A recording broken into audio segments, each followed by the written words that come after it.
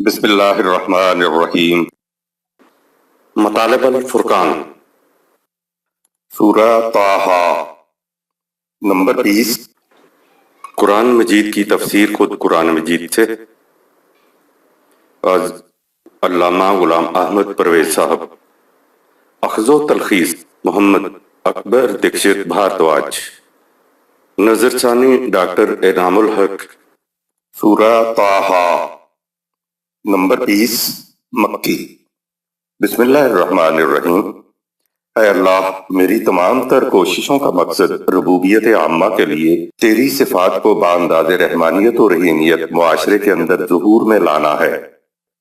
آیت نمبر 108۔ يومئذ يتبعون الداعي لا عوج له وخشعت الأصوات للرحمن فلا تسمع إلا همسا۔ اس دور میں سب لوگ اس انقلاب کی دعوت دینے والے کے پیچھے چل پڑیں گے جس کی دعوت میں کسی قسم کا پیچ و خم نہیں ہے۔ سورہ 18 آیت نمبر 1۔ اور مخالفت کی تمام آوازیں خدائے رحمان کے نظام کے سامنے خاموش ہو جائیں گی، اور سوائے قدموں کی خاموش آہٹ کے اور کوئی آواز سنائی نہیں دے گی۔ جب بھی قرآن کے مطابق زندگی بسر کی جائے گی، معاشرے کے پیچ و خم اور اونچ نیچ ختم ہو جائے گی۔ یتبعون الداعی، سورہ 20 آیت نمبر 108۔ جس دن یہ اس داعی کا اتباع کریں گے، سیدھی سی بات ہے کہ حقیقی پہاڑ تو کسی داعی کا اتباع نہیں کرتے۔ یہاں اس سے فوراً اس چیز کا اشارہ دے دیا کہ وہاں جبال کا لغوی معنی پہاڑ نہیں لیے جائیں گے۔ قرآن تو اتباع کہتا ہے، پہاڑ تو اتباع نہیں کرتے۔ یہاں کہا ہے کہ یہ اس دن ہوگا جب یہ انقلاب کے داعی کا اتباع کریں گے۔ قرآن نے داعی کی خصوصیت بتائی، لا عوج لہ، سورہ 20 آیت نمبر 108۔ اس داعی کی دعوت میں کسی قسم کا غیر محسوس پیچ و خم نہیں ہے، یعنی اس داعی کی دعوت میں اس کے پیش کردہ نظام میں اور خود اس کی زندگی کے اندر کوئی پیچ و خم نہیں ملے گا۔ معلوم ہوا کہ باطل کے نظام کے پیچ و خم اس کے ہاتھوں ختم ہوتے ہیں، جس کی اپنی زندگی میں کوئی پیچ و خم نہیں ہوتا۔ ایک ہی لفظ میں خدا نے داعی کی کتنی خصوصیت بتا دی۔ سورۃ الکہف میں رسول اللہ صلی اللہ علیہ وسلم کے متعلق فرمایا،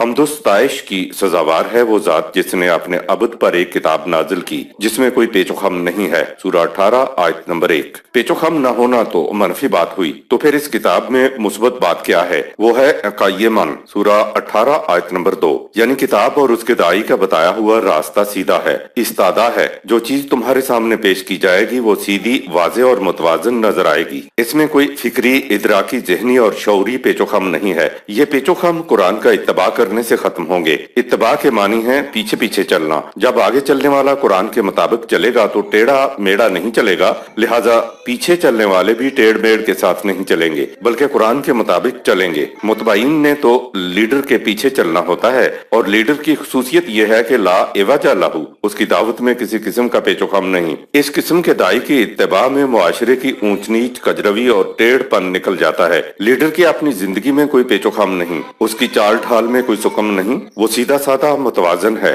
کیوں ہے؟ اس لیے کہ وہ قرآن کا اتباع کرتا ہے جس میں کوئی پیچ و خم نہیں ہے۔ ایسے داعی کے نظام میں افراد کے پیچ و خم نکل جایا کرتے ہیں۔ فرمایا کہ قرآن کے مطابق معاشرہ قائم ہونے دو، والغوا فیہ، سورہ 41 آیت نمبر 26۔ شور، کائیں کائیں کی آوازیں خدائے رحمان کے نظام کے سامنے خاموش ہو جائیں گی۔ ان کے خاموش قدموں کی آہٹ کے سوا کوئی اور آواز سنائی نہ دے گی۔ مغلوب لوگ دندناتے ہوئے نہیں چلا کرتے، ان کا سارا شور و غوغا اور ہنگامہ پست ہو جایا کرتا ہے۔ مغلوب لوگ جب چلتے ہیں تو دبے قدموں چلا کرتے ہیں۔ ان سرداروں کی خدائے رحمان کے نظام میں یہ کیفیت ہو جائے گی کہ آواز پست ہوگی، چلنے تک میں تعظیم و احترام کے طور پر اتنی احتیاط برتیں گے کہ پاؤں کے بھی آہٹ نہ آنے پائے۔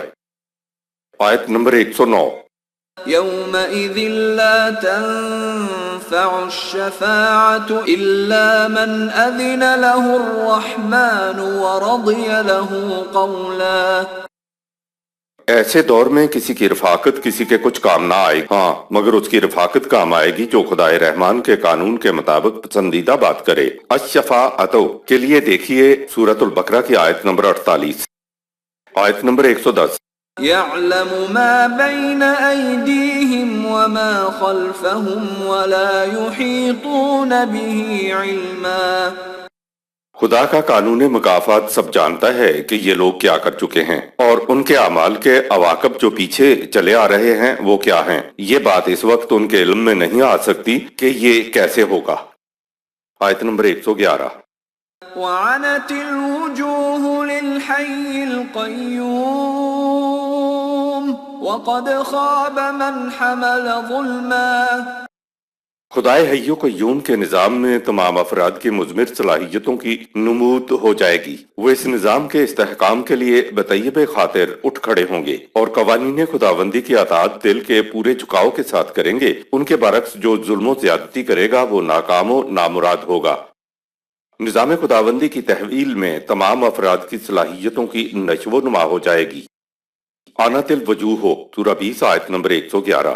لفظ وجہ کے لغوی معنی چہرے کے اور رخ کے ہوتے ہیں۔ ہمارے ہاں چہرے کے لیے لفظ رخ استعمال ہوتا ہے، لیکن عربوں کے ہاں چہرے کو وجہ کہتے ہیں۔ عربوں کے ہاں وجوہ کا لفظ شخصیت پرسنالٹی کے لیے بھی استعمال ہوتا ہے، یعنی انسانوں کی تمام تر مخفی صلاحیتوں کے لیے یہ لفظ استعمال ہوتا ہے۔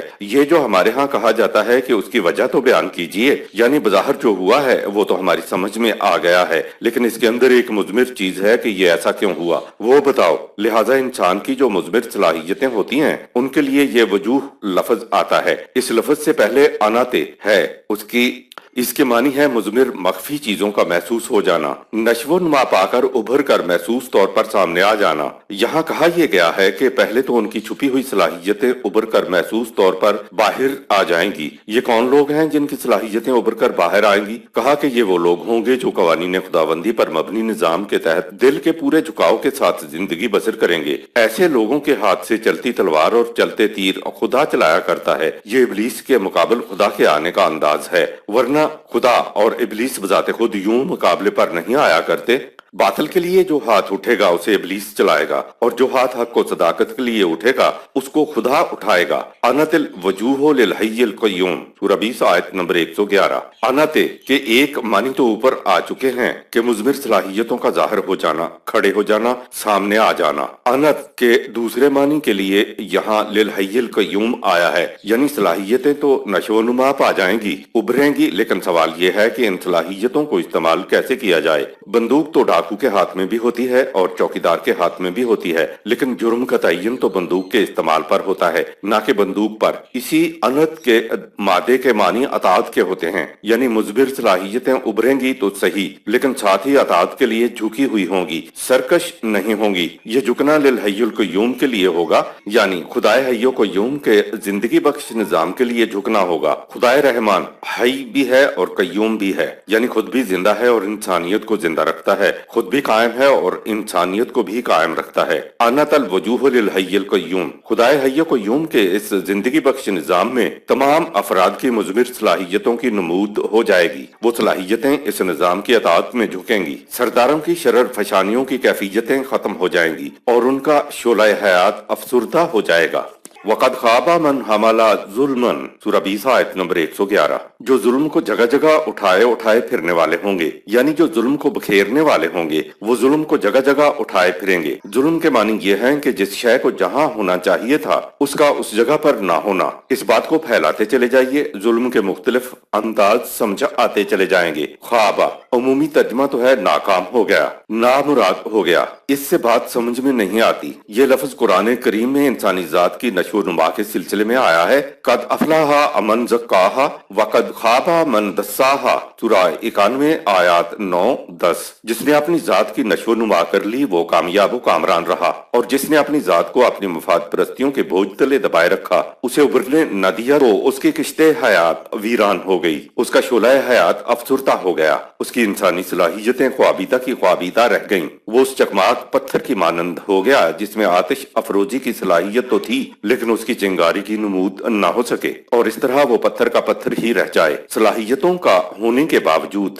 ان کا نمود نہ ہونا خوابہ ہے۔ آج کل تو ماچس ہے، پہلے پتھر کو پتھر سے رگڑ کر چنگاری پیدا کی جاتی تھی اور اس سے آگ جلائی جاتی تھی۔ समझा ये जाता था कि इन पत्थरों के अंदर आग का जखीरा मौजूद है। पत्थर की शक्ल तो वही रहती थी, लेकिन जब किसी वजह से पत्थर की शोलाफिशानी खत्म हो जाती तो ऐसे पत्थर के लिए अरब ख्वाब का लफ्ज इस्तेमाल करते थे। ये बड़े बड़े सरदारान कुरैश पहाड़ और चट्टानों में बड़ी आग भरी थी। ठीक है, उनकी शक्लें तो यही रहेंगी, मगर उनमें शरर फिशानियों की कैफियतें खत्म हो जाएंगी। सरदारान कुरैश का शोला हयात अफसुर्दा हो जाएगा। वो चकमाक के पत्थर की मानंद होंगे जिसमें आतिश अफरोजी की सलाहियत तो है, मगर उसकी चिंगारी की नबूद ना हो सकती हो। सरदारान कुरैश ख्वाबा हो जाएंगे।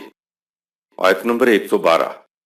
ومن يعمل من الصالحات وهو مؤمن فلا يخاف ظلما ولا هضما और जो शख्स खुदा के ज़ाब्ता कवानीन की सदाकत को तस्लीम करके सलाहियत बख्श काम करेगा तो उसे न किसी जालिम के जुल्म का खौफ होगा और न किसी हक तलफी करने वाले की सल्बो नेहब का अंदेशा। निज़ाम खुदाबंदी में न किसी जालिम के जुल्म का खौफ होगा और न किसी के सल्बो नेहब का। कहा कि निज़ाम खुदाबंदी में कोई जालिम किसी पर जुल्म नहीं कर सकेगा और ना ही कोई किसी की चीज हजम कर पाएगा, यानी हर चीज को जहां होना चाहिए वहां होगी। हजमन सूरा 20 आयत नंबर 112 के मानी होते हैं सल्बो नहब, एक्सप्लॉयटेशन, या रोजमर्रा जुबान में ये कि हजम कर गया। जुल्मन सूरा 20 आयत 112 जुल्म मैदान सियासत में होता है और हजमन हजम मैदान मुईशत में होता है, यानी सियासियात और मुआशियात दोनों के अंदर जुल्म नहीं होगा और मुईशत में हजम या हड़प कर जाना नहीं होगा। या अल्लाह, ऐसा कब होगा? कहा जब मालिक यौमुद्दीन सूरा 1 आयत नंबर 3 कायम होगा। यौमुद्दीन कौन सा दौर होगा? कहा यौमा ला तमलिकु नफ्सुन ले नफ्सिन शैयन सूरा 82 आयत नंबर 19। ये दीन का वो दौर होगा जब किसी इंसान पर किसी शख्स का इख्तियार और इख्तियार ना होगा। या अल्लाह, जब किसी का किसी पर इख्तियार और इख्तियार ना होगा तो फिर क्या ला कानूनियत होगी? कहा कि वल अम्रो यौमइज़िन लिल्लाह सूरा 82 आयत नंबर 19। हर मामले का फैसला खुदा के कानून के मुताबिक होगा, यानी यौमुद्दीन वो दौर होगा जिसमें कोई इंसान किसी दूसरे का महकूम व मोहताज ना होगा, ना ही कोई किसी मुजरिम को उसके जुर्म की पादाश से छुड़ा सकेगा। कानून साजी का हक सिर्फ खुदा को हासिल होगा, इसलिए कवानीन खुदाबंदी की हुक्मरानी होगी। यौमुद्दीन में हजमन की कैफियत नहीं रहेगी, किसी पर जुल्म भी नहीं होगा। ये सारा मसला ही मुईशत का है। सियासी मैदान जहाँ जुल्म होता है से अगर मुईशत को निकाल दिया जाए तो कोई इलेक्शन ही में ना खड़ा हो। यौमुद्दीन में ना जुल्म होगा और ना हजम होगा, कोई सरमायादार ना होगा। सूरा 83 आयत नंबर 1। कोई लेन देन के मामलात में इंसाफ से हटकर कुछ न कर सकेगा। सूरा 83 आयत नंबर 2। मामलात में कोई डंडी न मार सकेगा। सूरा 83 आयत नंबर 3। बातिल हमेशा न रह सकेगा, रुबूबियत आलमीनी कायम होकर रहेगी। सूरा 83 आयत 4-5। ऐसे दौर में अना तल वजूह लिल हय्यिल क़य्यूम खुदाए हय्यो क़य्यूम के जिंदगी बख्श निजाम में तमाम अफराद की मुज़मिर सलाहियतों की नमूद हो जाएगी। बड़े बड़े सरदार बुझे हुए खंगर पत्थर बन के रह जाएंगे। आयत नंबर 113।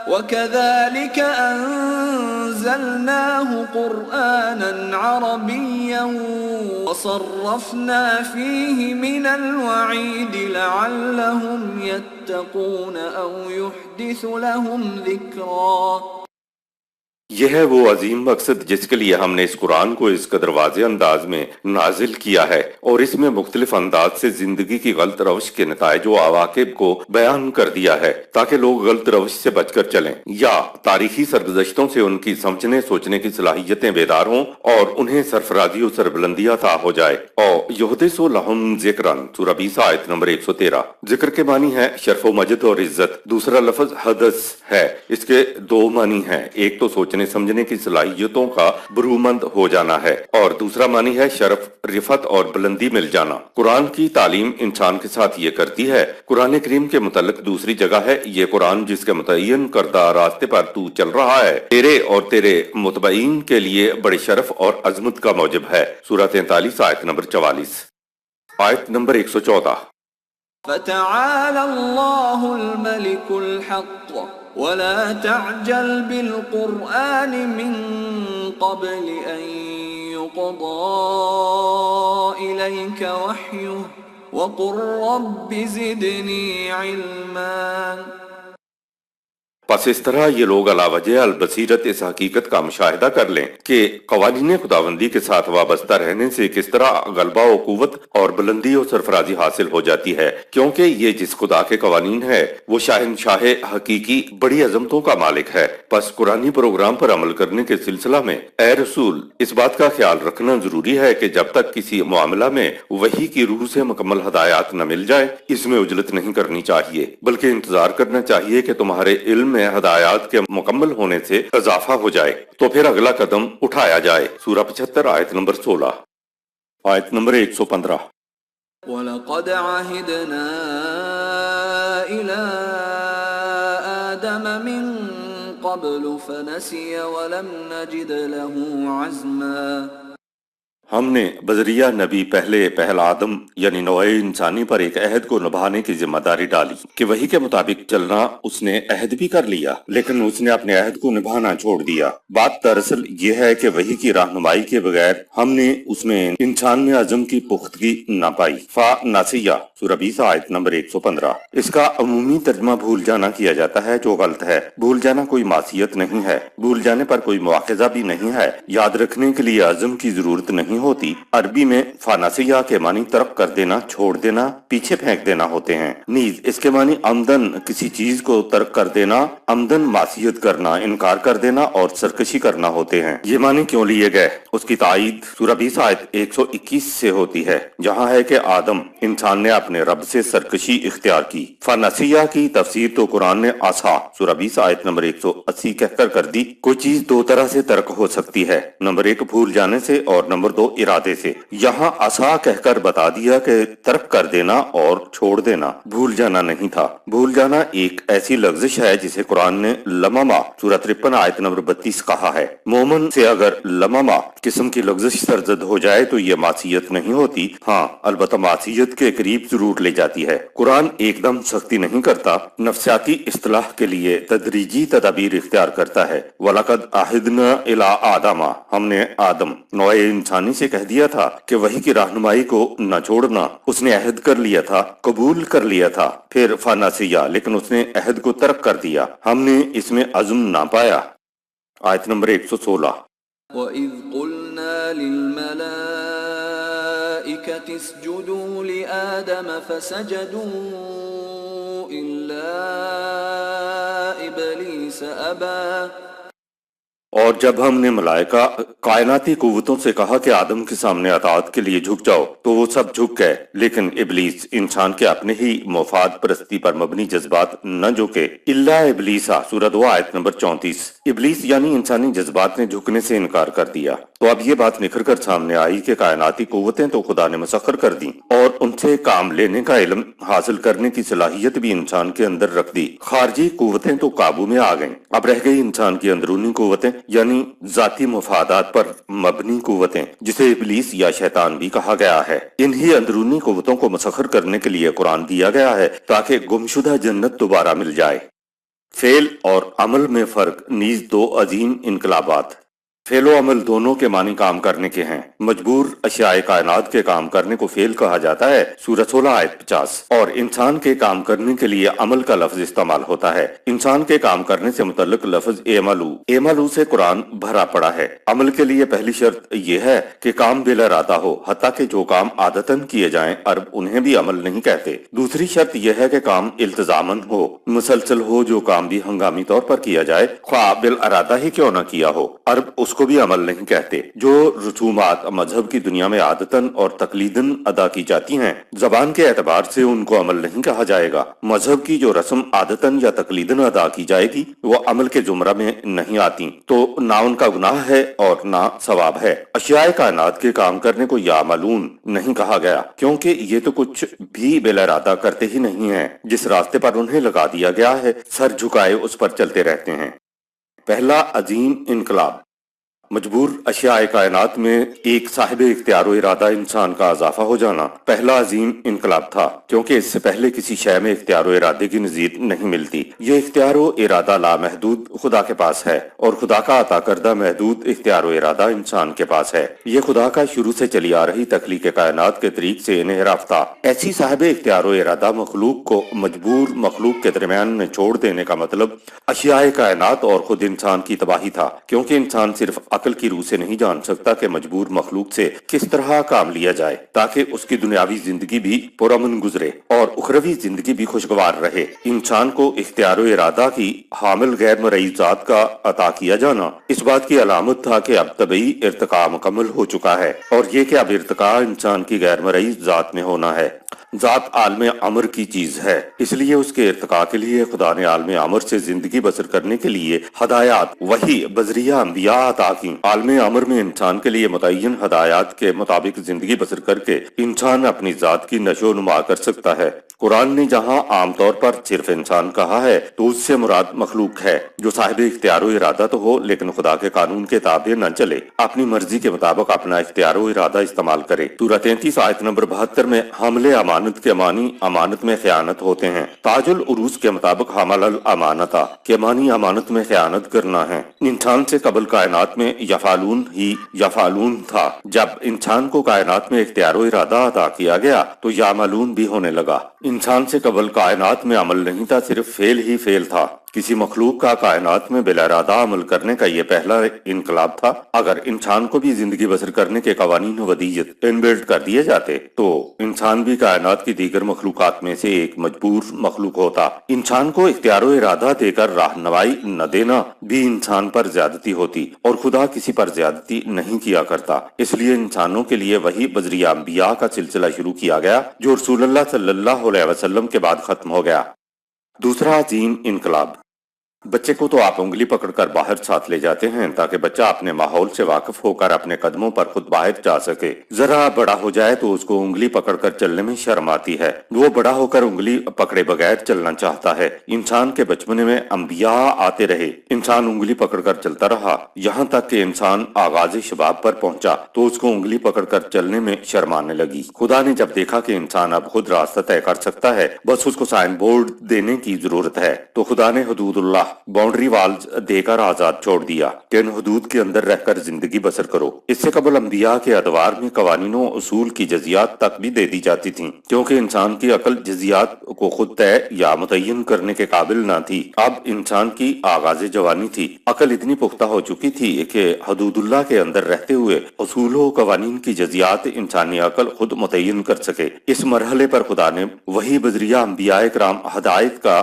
یہ منفرد طریقہ بھی ختم کر دیا، کیونکہ اگر قیامت تک انسانیت کو انگلی پکڑ کر چلایا جاتا تو یہ اپنے قدموں پر کبھی کھڑا نہ ہو سکتی۔ اس مقصد کے لیے خدا نے قیامت تک کے لیے غیر متبدل قرآن عطا کیا۔ سورہ 10 آیت نمبر 64۔ جو کچھ انسان سے قیامت تک کے لیے کہنا تھا وہ سب قرآن میں کہہ دیا۔ سورہ 6 آیت نمبر 116۔ اس کو محفوظ کر دیا۔ سورہ 15 آیت نمبر 9، تاکہ انسانیت اپنے قدموں پر کھڑی ہو سکے۔ سورہ 5 آیت نمبر 97۔ ظاہر ہے بالغ ہونے پر ہی انسانیت کھڑی ہو سکتی تھی اور آگے چل سکتی ہے۔ انسان کو تا قیامت درکار ہدایات دینا اور ان کو محفوظ کر دینے کا منطقی نتیجہ ختم نبوت کا اعلان تھا۔ پہلا انقلاب یہ تھا کہ خدا نے اپنی مجبور مخلوقات کے درمیان میں انسان کو صاحب اختیار و ارادہ بنایا۔ اس سے قبل کائنات میں کوئی مخلوق بھی صاحب اختیار و ارادہ نہیں تھی۔ اور دوسرا انقلاب یہ تھا کہ انسانیت شروع سے ایک ہی روش پر چلی آ رہی تھی۔ خدا انبیاء بھیجتا چلا آ رہا تھا، ہر قوم میں، ہر ملک میں، ہر زبان میں، ہر قریہ میں، ہر بستی میں یکے بعد دیگرے نبی بھیجے۔ قانون کی چھوٹی چھوٹی جزیات تک بھی انسان کو خدا نے بذریعہ انبیاء بتائیں، کیونکہ اس کو انگلی پکڑ کر چلانا جو تھا، بچے کو انسان کو بلوغت کی طرف لانا جو تھا، تو یہ سب ہوتا رہا تاکہ انسانیت اپنے قدموں پر کھڑی ہو سکے۔ اسی مقصد کے لیے قرآن کریم عطا کیا گیا کہ انسانیت اپنے قدموں پر کھڑی ہو جائے۔ سورہ 5 آیت نمبر 97۔ بالغ ہونے کے بعد بھی انبیاء کا سلسلہ جاری رہتا تو انسانی بچہ شرف انسانیت سے عاری ہو جاتا۔ ختم نبوت کے ساتھ ہی کہہ دیا کہ اب من جانب اللہ انگلی ہی پکڑ کر چلانے والا کوئی نہیں آئے گا۔ तुम्हारा रास्ता कुरान है। कुरान अता करने के बाद आजादी इतनी दी कि कहा जी चाहे तो इस पर ईमान ले आओ और जिसका जी न चाहे उससे इनकार कर दे। सूरह 18 आयत नंबर 29। जो कौम आगे नहीं चलती, एक जगह पर खड़ी हो जाती है, वो मजहब परस्त कौम होती है। ये मिन जानबल्ला आने वाले का इंतजार करती रहती है। तमाम मजहब दरअसल एक ही मकाम पर होते हैं, उनके सिर्फ नाम या अल्फाज बदले हुए होते हैं। दीन ये है कि इंसान की कोई फितरत नहीं है, इंसान साहिब इख्तियार इरादा है। इंसान को मुस्तकिल रहनुमाई कुरान में दे दी गई और साथ ही कह दिया है कि चाहे इस रहनुमाई को इख्तियार कर ले और चाहे उसका इनकार कर दे। सूरह 18 आयत नंबर 29। किस्सा आदम किसी एक फर्द की दास्तान नहीं है। खुदा ने बनी नौए इंसान की सरगुज़श्त को तमसीली अंदाज में पेश किया है। इसी आयत में है कि हमने आदम से कह दिया था कि वही की रहनुमाई को न छोड़ना। असल ये है कि हमने इस में आज़म की पुख्तगी न पाई। ये इंसान का पहला कमजोर पहलू है। ये कमजोरी ईमान से रफा हो सकती है। सूरह 20 आयत नंबर 114 में कुरानी प्रोग्राम पर अमल करने का जिक्र है। कुरान के नुज़ूल की बात है और सूरह 20 आयत 115 में किस्सा आदम आ गया। इंसान को साहिब इख्तियार इरादा बनाया, रहनुमाई की जरूरत पड़ी। हदायत खुदाबंदी यानी कुरान की जरूरत इंसान को इसलिए है कि उसके आज़म में पुख्तगी आ जाए। इंसान की अंदरूनी कुव्वतें, जज्बात जो सिर्फ अपने मफाद का सोचते हैं, उनको कुरान ने इब्लीस या शैतान कहा है। इंसान का कमाल इसमें है कि वो अंदरूनी मफाद ख्वाहिश पर मबनी जज्बात को मुसख्खर करके उन्हें वैसा ही मुसलमान बना दे जैसा ये इंसान के इब्तदाई दौर में थे। फिर जो ऐसा बनाएगा उसकी जन्नत की तश्कील होती चली जाएगी और जो ऐसा न कर सका तो उसकी जहन्नम तश्कील होती चली जाएगी। खुदा की तरफ से इंसान को उसकी जात आलम अमर से मिली है, तो जात की रहनुमाई के लिए कवानीन भी आलम अमर से ही मिले हैं। अगर इंसान उनके मुताबिक जिंदगी बसर करे तो ये दुनिया और आखिरत में इंसान की कामयाबी है। आयत नंबर 117। فقلنا يا آدم إن هذا عدو لك ولزوجك فلا يخرجنكما من الجنة فتشقى। हमने आदम को बताया कि ये इब्लीस तेरा और तेरी रफीका का दुश्मन है, कहीं ऐसा न हो जाए कि ये तुम्हें जन्नत से निकाल छोड़े और तुम महरूम होकर रह जाओ।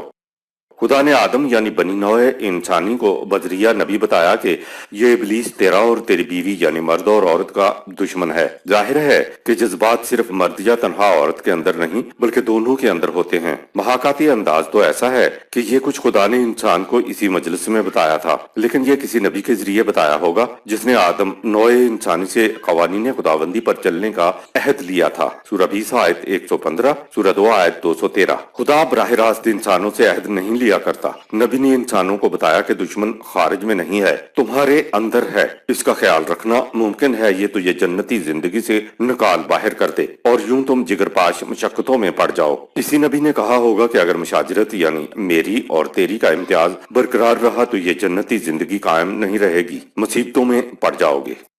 आयत नंबर 118। إن لك ألا تجوع فيها ولا تعرى। इस वक्त जन्नती जिंदगी में तुम्हारी ये हालत है कि ना तुम्हें रोटी की फिक्र सताती है और ना कपड़े की। आयत नंबर 119। وأنك لا تظمأ فيها ولا تضحى। इस जिंदगी में ना तुम्हें प्यास का खौफ है और ना सूरज की तपिश का। सूरह 20 आयत 118 119 में इंसान के इब्तदाई दौर की जन्नत की कैफियत बताई गई है। आयत नंबर 120। فوسوس إليه الشيطان قال يا آدم هل أدلك على شجرة الخلد وملك لا يبلى। आखिरकार शैतान अपने ही मफाद परस्त जज्बात ने उसको नौए इंसानी को वर्गलाया और कहा, ए आदम नौए इंसानी, क्या मैं तुझे एक ऐसे दरख्त का पता निशान बताऊं जिससे तुम्हें हयात जावेद हासिल हो जाए और तुम्हें ऐसी ममलकत मिल जाएगी जिस पर कभी जवाल ना आए। लफ्ज शजर का मफहूम मुलाहिजा फरमाएं सूरतुल बकरा की आयत 35 के तहत। वसोसा का मफहूम, वसोसा के मानी खूबसूरत बात के हैं, यानी कान में चुपके से मनपसंद अल्फाज कहना। वसोसा शिकारी शिकार का दबे पांव जब पीछा करता है तो न चाहते हुए भी हल्की सी आहट हो ही जाती है। दबे पांव इसलिए चलता है कि कहीं शिकार को आहट न हो जाए। दबे पांव चलने से पैदा होने वाली खफीफ सी आहट को वसोसा कहते हैं। इसी तरह चलने में जेवर के बजने की हल्की सी आवाज को भी वसोसा कहते हैं, जिससे सुनने वाले के दिल में अजीब से ख्यालात पैदा होते हैं। दिल में मुख्तलिफ ख्यालात के गुजरने को भी वसोसा कहते हैं। नीज ہر غیر واضح کلام کو جس میں مختلف آوازیں مل گئی ہوں اور گفتگو بغیر نظم و ترتیب کے ہو اسے بھی وسوسہ کہتے ہیں، اور برے خیالات کا دل میں گزرنا بھی وسوسہ ہے۔ قرآن کا ڈرامائی انداز دیکھیں، شیطان شکار کرنے کو نکلا ہے تو شیطان دبے پاؤں چلا ہے کہ ذرا سی آہٹ کا بھی پتہ نہ چلے، تاکہ چپکے سے بات کان میں ڈالے، شکار کو قابو کرے اور چلتا بنے۔ وسوسے کا لفظ ہی شکار کھیلنے والوں کے لیے ہوتا ہے۔ شیطان آیا ہی شکار کھیلنے کے لیے تھا اور پھر کان میں وہ بات کی جس کا ذکر اوپر آیت میں ہے۔ وحی کی رہنمائی کے بغیر انسان کو عمل پر آمادہ کرنے والے جذبات ہی کا نام شیطان ہے۔ انسانیت کی ابتدا میں جنتی ماحول کے بعد انفرادی مفاد پرستیوں نے انسان کے دل میں طرح طرح کے خیالات پیدا کرنے شروع کر دیے۔ اس کو سب سے بڑا خوف موت کا تھا۔ یہ مرنا نہیں چاہتا تھا اور مرنا تو انسان آج بھی نہیں چاہتا۔ چنانچہ شیطان یعنی اس کے اپنے مفاد خواہش پر مبنی جذبات نے اس کے اس کمزور پہلو سے فائدہ اٹھایا اور اس کے کان میں افسون پھونکا۔ اب یہاں وہی ڈرامائی انداز ہے۔ اصل یہ ہے کہ ایک طرف تو انسانی شعور میں ارتقا ہوا تو دوسری طرف خود انسان کے اپنے جذبات بھی شعور کی طرح ارتقائی منازل طے کرتے ہوئے بیدار ہوئے۔ تو ان جذبات شیطان نے استعارتاً کہا کہ کیا میں تجھے ایک ایسے درخت کا پتہ نشان بتاؤں جس کا پھل کھانے سے تمہیں حیات جاوید حاصل ہو جائے گی اور تمہیں ایسی مملکت مل جائے گی جس پر کبھی زوال نہ آئے گا۔ انسان پہلے ہی اس کا متمنی اور متلاشی تھا۔ اس نے کہا اس کا پتہ نشان ضرور بتاؤ۔ اس نے کہا یہ اولاد کے ذریعے حاصل ہوگی، وہی تمہاری بقا کا ذریعہ بنے گی، اس سے تمہارا نام ہمیشہ زندہ رہے گا، لہٰذا تم نوع انسانی کے مفاد کلی کو چھوڑ دو اور اس کی جگہ صرف اپنی اولاد کے مفاد کو پیش نظر رکھو، تمہیں دوسروں کی کیا پڑی۔ یہ سارا ڈرامائی انداز ہے۔ آدم انسان ہے اور شیطان اپنے ہی مفاد خواہش پر مبنی جذبات ہیں۔ انسان سے اس کے جذبات نے کہا کہ اب تمہیں کھانے کو تو مل جاتا ہے لیکن تم مر جاتے ہو تو تمہارا نام و نشان مٹ جاتا ہے۔ آؤ میں تمہیں بتاؤں تمہارا نام کیسے زندہ رہ سکتا ہے۔ یہ جو تمہیں یوں کھانے پینے کے لیے مل رہا ہے تو جب تک تم کھاتے پیتے ہو وہ تمہاری ملکیت ہوتا ہے، اس سے آگے تمہاری ریاست جاگیر ذمہ داری نہیں رہتی۔ آؤ میں تمہیں بتاؤں یہ مرنے کے بعد بھی تمہارا نام کیسے زندہ رہے گی۔ کہا کہ زیادہ سے زیادہ مال و دولت سمیٹو اور اس کو وراثت میں اپنی اولاد کو دے دو، یعنی انسان نے اپنی اولاد کی خاطر زیادہ سے زیادہ سمیٹنا شروع کر دیا، جس سے معاشی اونچ نیچ کا تصور پیدا ہوا اور ساتھ ہی زیادہ سے زیادہ سمیٹ لینے کی جد و جہد میں باہمی ٹکراؤ ہوا۔ شیطان کا یہ کہنا کہ آؤ تمہیں کچھ بتاؤں یہ وسوسہ ہے۔ یہ تو ہمارا مشاہدہ ہے کہ جس کے ہاں اولاد نہ ہو تو بڑھاپے میں مارا مارا پھرتا ہے، دوا دارو کے علاوہ تعویذ دھاگوں تک اتر آتا ہے، پیر فقیروں اور قبروں پر جاتا ہے کہ کسی طرح اس کا نام روشن ہو جائے، میرا بوٹا لگ جائے۔ دعائیں دینے والے بھی دعائیں دیتے ہیں کہ تیرا بوٹا لگے اور ہرا بھرا رہے۔ شیطان نے ڈرامائی انداز میں کہا کہ آؤ میں تمہیں وہ شجر بتاتا ہوں، اور یہ وہی شجر ہے جس سے خدا نے اپنے کسی نبی کے ذریعے انسان کو منع کیا تھا کہ اس کے قریب بھی مت جانا۔ آیت نمبر 121۔ فأكلا منها فبدت لهما سوآتهما وطفقا يخصفان عليهما من ورق الجنة وعصى آدم ربه فغوى۔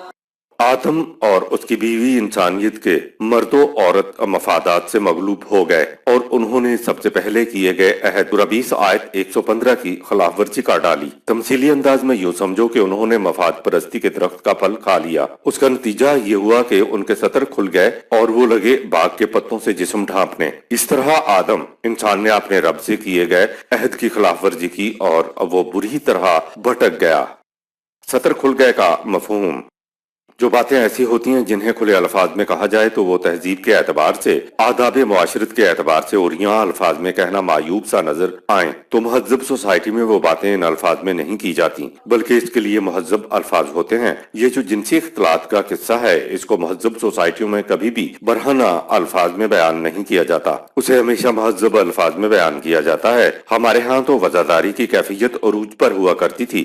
مثلا حکیم معائنہ کے لیے پیشاب لانے کو کہتے تو کھلے الفاظ میں کہنے کی بجائے کہتے کل کارورا لانا۔ پیشاب کا لفظ کہنے میں کراہت آتی تھی اور کارورا اس شیشی کو کہتے ہیں جس میں پیشاب ہوتا ہے، لہٰذا مہذب سوسائٹی میں ڈھکے چھپے انداز میں بات کی جاتی ہے۔ قرآن نے اپنے ہاں یہی انداز اختیار کیا ہے جس سے مقصد یہ ہوتا ہے کہ وہ کچھ جسے عام طور پر چھپانا چاہیے، مثلا جنسی تعلق وغیرہ، تو وہ کچھ برہنہ نہ ہو۔ قرآن نے قصہ ہے ابلیس و آدم میں یہ بات اسی انداز میں کہی ہے کہ جب ان کے جسم کھل گئے اور وہ باغ کے پتوں سے اپنا جسم ڈھانپنے لگے لگے۔ قرآن نے اسی آیت میں کہہ دیا کہ وَعَصَىٰ آدَمُ رَبَّهُ فَغَوَىٰ، سورہ 20 آیت نمبر 121۔ اس طرح آدم یعنی انسان نے اپنے نشو و نما دینے والے سے سرکشی اختیار کی، اس کا نتیجہ ہوا کہ اس کی معیشت خراب ہو گئی، سورہ 20 آیت نمبر 124۔ وہ غلط راستوں پر چل نکلا اور بری طرح بھٹک گیا۔ اگر اس آیت کے عمومی معنی لیے جائیں تو خیال اس طرف جاتا ہے کہ روٹی، کپڑے اور مکان کی جو کیفیت قرآن نے جنت کی بتائی ہے، یہ سطر کے عریاں ہونے سے پہلے کی بات ہے، جب انسان آدم ہنوز حیوانی زندگی بسر کر رہا تھا،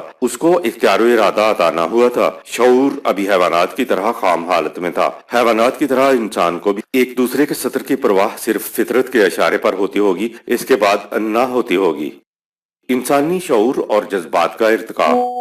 انسان کا شعور ارتقائی منازل طے کرتا ہوا درمیانی درجے تک پہنچا تو عین اسی وقت شیطان یعنی انسانی جذبات بھی ارتقائی منازل طے کرتے ہوئے میدان میں آ گئے، جنہوں نے اس کو مشاجرت کی فسونکاری کی ترغیب دی، اور عین اسی وقت اس کے شعور نے بلند ہو کر سطر پوشی کی اہمیت کو سمجھا ہوگا۔ یہ کوئی ایک دن کی بات نہیں، انسان حیوان سے بتدریج ترقی کرتا ہوا انسانی پیکر میں آیا ہے۔ جب انسان کا شعور خام تھا تو انسانی جذبات بھی خام ہی تھے۔ شعور اور جذبات ایک ساتھ ارتقائی منازل طے کرتے ہوئے اس سطح پر آئے کہ جذبات نے میری اور تیری کا سبق دیا تو شعور نے سطر پوشی کی طرف راغب کیا۔ حیوانات کا شعور خام درجے کا ہوتا ہے تو ان کے جذبات بھی خام درجے پر ہی ہوتے ہیں۔ جب تک انسان کا شعور درمیانے درجے تک نہ پہنچا تھا تو انسان کے جذبات بھی خام ہی رہے، اور اس دوران انسانی شعور غیر فعال رہا اور جذبات یعنی شیطان بھی غیر فعال رہا۔ یہی وجہ ہے کہ جذبات شیطان خام درجے کا شعور رکھنے والے حیوانات کو گمراہ نہیں کیا کرتے،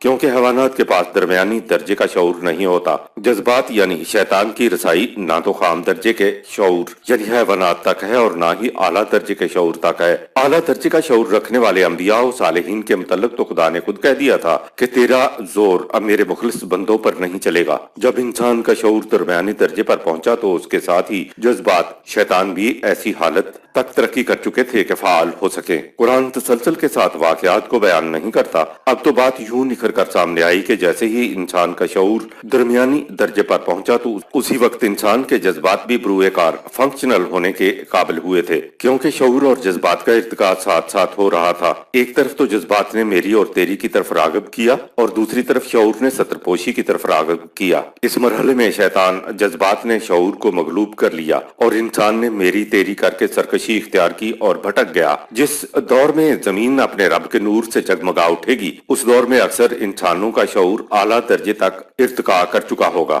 اس دور میں شیطان جذبات کو اپنا شکار بڑی جد و جہد سے تلاش کرنا پڑے گا۔ آج تو قدم قدم پر اسے شکار مل جاتا ہے۔ آیت نمبر 122۔ ثم اجتباه ربه فتاب عليه وهدى۔ انسان گمراہی سے نکلنے کی راہ نہ پا رہا تھا تو پھر ان کا نشو و نما دینے والا اپنے نظر کرم سے ان کی طرف متوجہ ہوا، نبی بھیجا اور ان کی توبہ قبول کی اور ہدایت کی طرف ان کی رہنمائی کر دی۔ انسان کا شعور، اس کے جذبات ارتقاء کرتے ہوئے اس درجے پر پہنچ گئے تھے جہاں وہ اپنے اختیار و ارادے سے کچھ بھی کر سکے۔ اس کچھ بھی کرنے میں انسان امت واحدہ والی ڈگر سے ہٹ گیا۔ قرآن نے امت واحدہ میں اختلاف کو یوں بیان کیا ہے گویا امت واحدہ بنے رہنے کی اس کو تاکید تھی۔ امت واحدہ نہ رہنے کی وجہ سے انسان مصیبتوں اور مشقتوں میں مبتلا ہو گیا۔ یہ کوئی ایک دن میں نہیں ہو گیا، نہ جانے کتنے لاکھوں سال کے بعد انسان درمیانی درجے کے شعور پر پہنچا، اور نہ جانے کتنے لمبے عرصے کے بعد شعور اور جذبات میں بروئے کار آنے، فنکشنل ہونے کی صلاحیت پیدا ہوئی ہوگی۔ مشاجرت یعنی شاخ گروہ ہونے سے انسان پریشانیوں میں گھر گیا۔ اس کو پریشانیوں سے نکلنے کی راہ بتانا اس کے عقل کے بس کی بات نہیں تھی۔ خدا نے نبی کے ذریعے ان کو بتایا کہ تم سے اس جگہ غلطی ہوئی ہے۔ انسان نے اپنی غلطی کو تسلیم کیا، سورہ 7 آیت نمبر 23، تو اس کی توبہ قبول ہوئی۔ توبہ قبول ہوئی سے یہ مراد کہ انسان وحی کی رہنمائی میں پھر سے اسی وحدت امت کی ڈگر پر آ گیا تھا اور اس طرح اس کی مصیبتوں کا خاتمہ ہو گیا تھا۔ آیت نمبر 123۔ قال اهبطا منها جميعا بعضكم لبعض عدو فإما يأتينكم مني هدى فمن اتبع هداي فلا يضل ولا يشقى۔ انسان سے کہہ دیا گیا کہ عہد کی خلاف ورزی سے سورہ 20 آیت 115 تم پست ڈیموٹڈ زندگی پر آ گئے ہو۔ ایسی زندگی کا خاصہ یہ ہے کہ تم ایک دوسرے کے دشمن ہوگے، لیکن جب تمہارے پاس میری ہدایت بذریعہ انبیاء آئے تو جو میری رہنمائی کی پیروی اختیار کرے گا تو وہ نہ گمراہ ہوگا اور نہ ہی جنتی آسائشوں سے محروم رہے گا۔ حبوط آدم کا مفہوم دیکھیے سورۃ البقرہ کی آیت نمبر 35 کے تحت۔ آیت نمبر 124 ومن أعرض عن ذكري فإن له معيشة ضنكا ونحشره يوم القيامة أعمى۔ اور بتا دیا تھا کہ جو کوئی میرے قوانین سے سرکشی برتے گا تو اس کی روزی دنیا میں تنگ ہو جائے گی اور ظہور نتائج قیامت کے دن ہم اسے اندھا اٹھائیں گے۔ اندھا اٹھائے جانے کا مفہوم، جو قوم خدا کی رہنمائی کے مطابق زندگی بسر نہ کرے تو معاشرے کی ناہمواریوں کی وجہ سے اس قوم کی روزی تنگ ہو جاتی ہے۔ روزی سے مراد معیشت ہے۔ یہ جو کہا گیا ہے کہ خدا کی رہنمائی کے مطابق زندگی بسر نہ کرنے والوں کو ہم ظہور نتائج کے وقت اندھا اٹھائیں گے، تو اس سے مراد یہ ہے کہ طبعی زندگی میں اس کی ذات نشو و نما نہیں پا سکی ہوگی، اس لیے انسانی ذات زندگی کے اگلے مراحل طے کرنے کے قابل نہیں ہوگی۔ آنکھیں اور روشنی کی تو اس کو ضرورت ہوتی ہے جس نے آگے سفر کرنا ہوا۔ ایک جگہ پر ٹھہر جانے والوں کو آنکھیں اور روشنی کی کیا ضرورت؟ ایک مقام پر ٹھہر جانا جہنم ہے، ایک دوسری جگہ ہے یہاں کا اندھا وہاں بھی اندھا ہوگا۔ سورہ 17 آیت نمبر 72۔ اس سے بھی یہی مراد ہے کہ جس نے اس طبعی دنیا میں خدا کی رہنمائی سے اندھوں جیسا سلوک کیا، اس کے مطابق زندگی بسر نہ کی، تو اخروی زندگی میں مزید آگے بڑھنے کے لیے اس کے پاس روشنی نہیں ہوگی۔ روشنی نہ ہو تو انسان چل نہیں سکتا، چلے گا بھی تو منزل کی طرف نہیں چل سکتا، بس ایک ہی جگہ پر ٹامک ٹوئیاں مارتا پھرے گا۔ آیت نمبر 125۔ قال رب لم حشرتني أعمى وقد كنت بصيرا۔ وہ کہے گا کہ اے میرے نشو و نما دینے والے، تو نے مجھے اندھا کیوں اٹھایا؟ میں تو اچھا خاصا طبعی طور پر دیکھنے والا تھا۔ طبعی طور پر تو سب دیکھتے ہیں، سارے حیوانات دیکھتے ہیں، لیکن انسان کا طبعی زندگی میں دیکھنا اسی کا دیکھنا شمار ہوگا جو خدا کی رہنمائی روشنی میں زندگی بسر کرے۔ ایسے لوگوں کو اخروی زندگی میں مزید ارتقائی مراحل طے کرنے کے لیے روشنی دی جائے گی، یعنی آنکھوں والا پیدا کیا جائے گا، اور جنہوں نے طبعی زندگی میں خدا کی رہنمائی سے اندھوں جیسا سلوک کیا ہوگا ان کے پاس اخروی زندگی میں مزید مراحل طے کرنے کے لیے روشنی نہ ہوگی۔ اسی لیے وہ کہے گا کہ دنیا میں تو میں اچھا خاصا دیکھتا بھالتا تھا، اب یہ کیا ہوا؟ جن کے پاس اخروی زندگی میں روشنی نہ ہوگی وہ اہل جہنم ہوں گے، کیونکہ اہل جہنم نے تو ایک مقام جہنم پر ٹھہر جانا ہے، مزید سفر طے نہیں کرنے، اس لیے ان کو روشنی کی ضرورت نہ ہوگی۔ آیت نمبر 126۔ قال كذلك أتتك آياتنا فنسيتها وكذلك اليوم تنسى۔ اس سے کہا جائے گا کہ یہ اس لیے ہوا کہ ہمارے قوانین تیرے پاس پہنچتے رہے تو نے انہیں نظر انداز کیا، اس لیے آج تجھے ہمارے قانون نے نظر انداز کر دیا ہے۔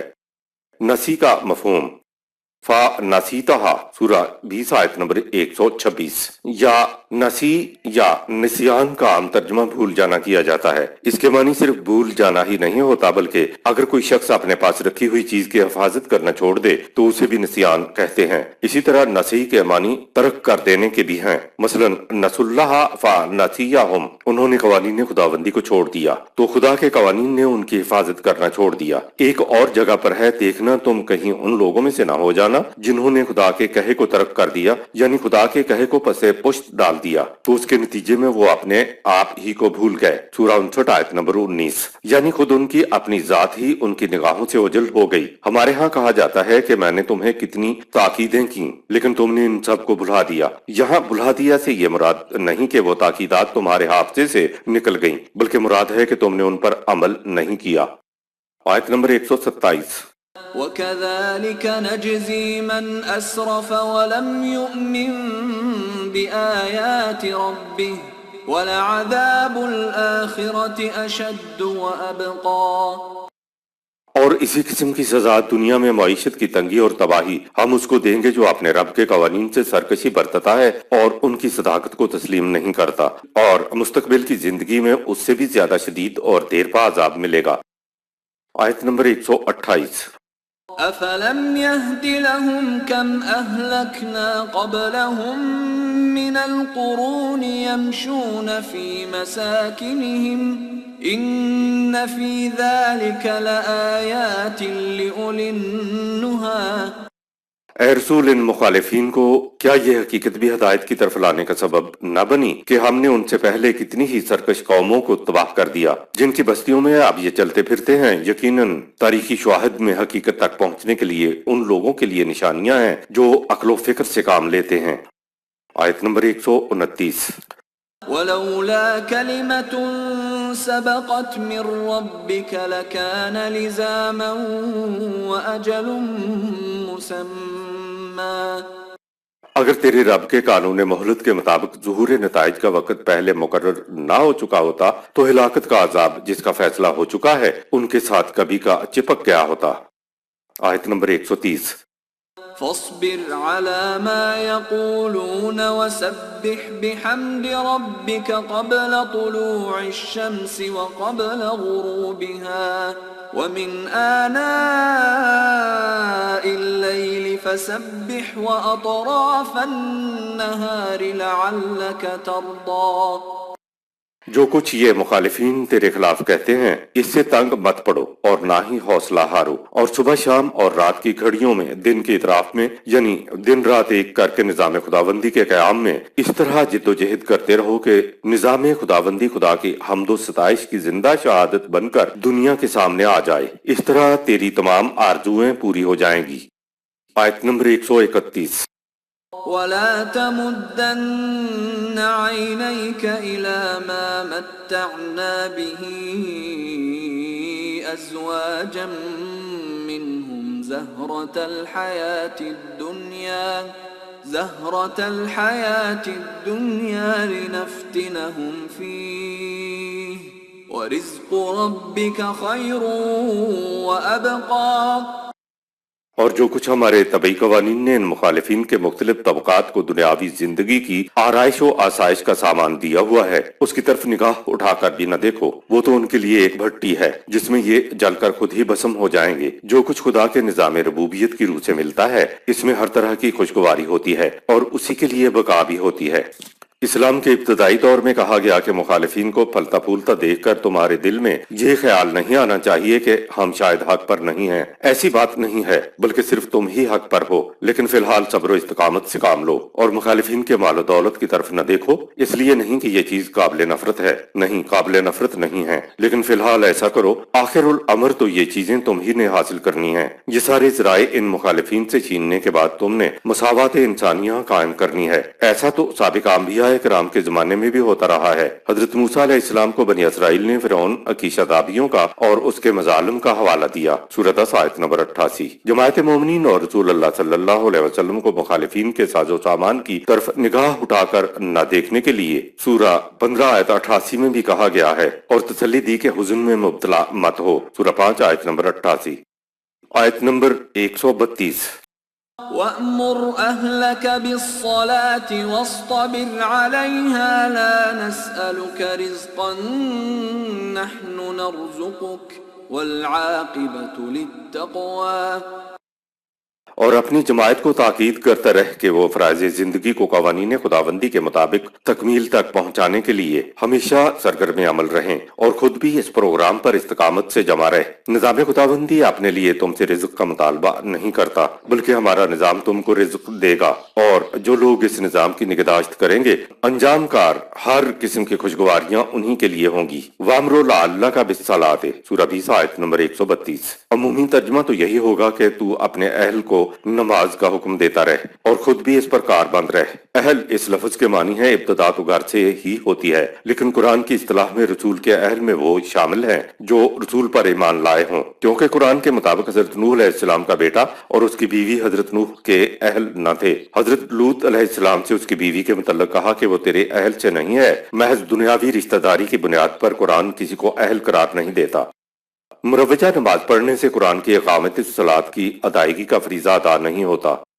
حقیقت یہ ہے کہ مذہب میں نہیں بلکہ دین کے نظام میں یعنی نظام خداوندی میں ان اجتماعات کی جنہیں ہم نماز کے اجتماعات کہتے ہیں بڑی اہمیت حاصل ہے، لیکن محض جس شکل کے اندر ہم نماز کے اجتماعات منعقد کرتے ہیں یہ قرآنی الصلاۃ کے فریضہ کی ادائیگی نہیں ہے، یہ صرف مذہبی رسم کی ادائیگی ہے جو ہم عادتاً رسماً کرتے ہیں۔ عادتاً اور رسماً انسان بعض چیزیں کیا کرتا ہے، وسیع معنوں کے اعتبار سے اور زبان کے اعتبار سے بھی الصلاۃ کے معنی فرائض منصبی ہیں۔ دین کسی پر جتنے بھی فرائض زندگی عائد کرتا ہے اس کے لیے صلاۃ ایک جامع اصطلاح ہے، اس میں زندگی کے تمام فرائض منصبی آ جاتے ہیں۔ یہ جسے آپ نماز کہتے ہیں مذہب میں نہیں نظام اسلام میں نماز خداوندی میں اس کی بھی بڑی اہمیت ہے، لیکن مذہب کی نماز کو دین کے اجتماعات صلاۃ کسی طرح بھی قرار نہیں دیے جا سکتے۔ عربی زبان میں ہر اس کام کو جو بالارادہ اور استقامت سے التزاماً اور تسلسل کے ساتھ کیا جائے عمل کہتے ہیں۔ کوئی ہنگامی طور پر کیا گیا کام یا جو کام عادتاً اور رسماً کیا جائے عربی زبان کی روح سے اس کو عمل ہی نہیں کہا جا سکتا، ایسے کام کو فعل کہتے ہیں۔ پورے قرآن کریم میں انسانوں کے ایسے بالارادہ اور استقامت پر مبنی کام کرنے کے لیے اعملوا ہی آیا ہے، مومنین کے لیے اعملوا الصالحات ہی آیا ہے۔ اعملوا الصالحات کے اندر تو وہ عمل آئے گا جس عمل کے اندر ارادہ، استقامت اور تسلسل موجود ہو۔ کوئی چیز جو رسماً عادتاً یا ہنگامی طور پر کی جائے تو عربی زبان کی روح سے اس کے لیے عمل کا لفظ نہیں بولا جا سکتا، کیونکہ زندگی کے فرائض منصبی کی ادائیگی کے لیے تو ارادہ، تسلسل اور استقامت کی بڑی ضرورت ہے۔ جب مروجہ نماز کسی طرح بھی عمل کے زمرے میں نہیں آتی تو ثواب کیا ملے گا؟ صلاۃ سے مراد فرائض زندگی ہیں۔ ہم ایک آیت پیش کرتے ہیں، قل انت صلاتی و نسکی و محیایا و مماتی للہ رب العالمین۔ قل اے رسول کہہ دے، انت صلاتی یقیناً میری زندگی کے فرائض منصبی و نسکی اور زندگی کے فرائض منصبی کو ادا کرنے کے میرے طور طریقے و محیایا اور میری زندگی، الصلاۃ یعنی فرائض زندگی میری پوری زندگی کو محیط ہیں، و مماتی اور میری موت یعنی میری موت تک بھی فرائض زندگی ادا کرنے میں آتی ہے تو آئے، للہ رب العالمین کیونکہ میری زندگی اور موت صرف اور صرف نظام ربوبیت عالمینی قائم کرنے کے لیے ہیں۔ رواں ترجمہ میرے فرائض زندگی اور ان کو ادا کرنے کے طور طریقے اور میری زندگی اور موت صرف اور صرف نظام ربوبیت عالمینی قائم کرنے کے لیے ہیں۔ دوسرے الفاظ میں یہ کہ میری تمام تر جد و جہد کا مقصد نظام ربوبیت عالمینی قائم کرنے کے لیے ہے۔ الصلاۃ کے بارے میں مزید ملاحظہ فرمائیں سورۃ البقرہ کی آیت نمبر 3 کے تحت۔ آیت نمبر 133۔ وقالوا لولا يأتينا بآية من ربه أولم تأتهم بينة ما في الصحف الأولى۔ اور یہ مخالفین کہتے ہیں کہ یہ رسول اپنے رب کی طرف سے کوئی معجزہ کیوں نہیں لے آتا تاکہ ہم ایمان لے آئیں۔ ان سے پوچھو علم و برہان کی وہ کون سی بات ہے جو انبیاء سابقہ کے صحیفوں میں آئی تھی اور قرآن میں نہیں آئی۔ سورہ 5 آیت نمبر 48۔ قرآن بینات دلائل و برہان دیتا ہے اور مذہب میں معجزات و کرامات کا مطالبہ کیا جاتا ہے۔ خدا نے اپنے طبعی قوانین کو معطل کر کے کبھی معجزہ نہیں دکھایا۔ یہ بات ہم اس بنیاد پر کہہ رہے ہیں کہ خدا اپنی سنت کو کبھی تبدیل نہیں کیا کرتا، یعنی خدا اپنے قوانین کے مؤثرات کو کبھی تبدیل نہیں کرتا۔ قرآن تو مخالفین سے بھی یہ کہتے ہوئے برہان کا مطالبہ کرتا ہے کہ اگر تم اپنے دعوے میں سچے ہو تو برہان پیش کرو۔ سورہ 2 آیت نمبر 111۔ یعنی ذرا جذبات سے الگ ہٹ کر علم و بصیرت کی روح سے بات کرو، دلیل لاؤ۔ آیت نمبر 134۔ وَلَوْ أَنَّا أَهْلَكْنَاهُمْ بِعَذَابٍ مِّن قَبْلِهِ لَقَالُوا رَبَّنَا لَوْلَا أَرْسَلْتَ إِلَيْنَا رَسُولًا فَنَتَّبِعَ آيَاتِكَ مِن قَبْلِ أَن نَّذِلَّ وَنَخْزَىٰ۔ اگر ہم قرآن کے نازل کرنے سے پہلے ہی مخالفین کو ہلاک کر دیتے تو یہ لوگ کہتے کہ اے ہمارے رب تو نے ہماری طرف کوئی رسول کیوں نہ بھیجا کہ ہم ذلیل و رسوا ہونے سے پہلے تیرے احکام کا اتباع کرتے۔ اگر ہم اتباع نہ کرتے تو پھر ہمیں بے شک ذلیل و خوار کر دیا جاتا۔ سورہ 5 آیت نمبر 19۔ آیت نمبر 135۔ قُلْ كُلٌّ مُتَرَبِّصٌ فَتَرَبَّصُوا فَسَتَعْلَمُونَ مَنْ أَصْحَابُ الصِّرَاطِ السَّوِيِّ وَمَنِ اهْتَدَىٰ۔